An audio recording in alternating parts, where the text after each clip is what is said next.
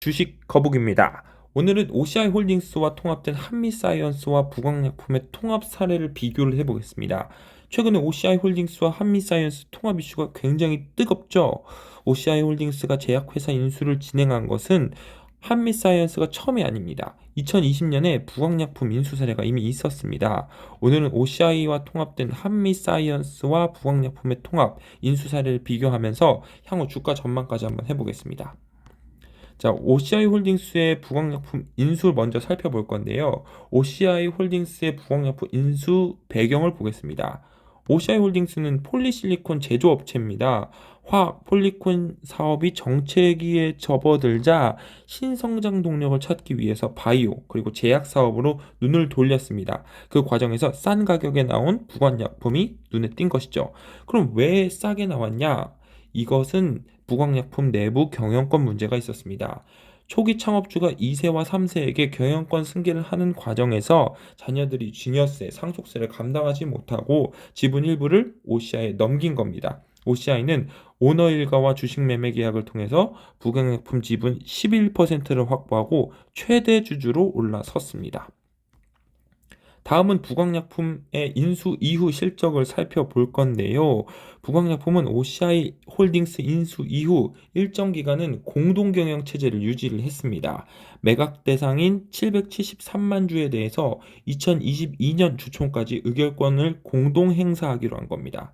이러한 공동 경영에도 불구하고 경영 실적은 좋지가 않았습니다.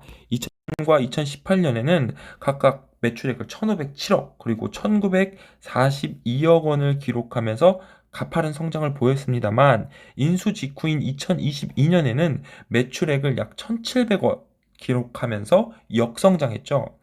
2021년과 2022년에는 매출액 1,825억 그리고 1,909억 원을 기록하면서 그 전보다는 소폭 상승했지만 인수 전이었던 2018년 기준의 회귀한 수준이었죠.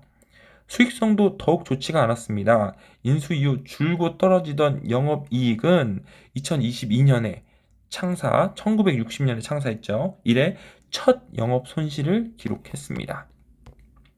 한미사이언스와 부광약품이 왜 이런 일이 벌어졌냐? 두 가지 공통점이 있는데요. 첫 번째는 OCI의 의지가 강했습니다. OCI가 사업 다각화가 필요했기 때문인데요. OCI 홀딩스는 계속해서 성장 동력을 찾고 있었는데 현금 여력이 있었던 이 그룹이 경영권 승계에 따라서 저평가된 제약바이오 매물, 부광약품과 한미사이언스가 나오자 손을 내민 것이죠.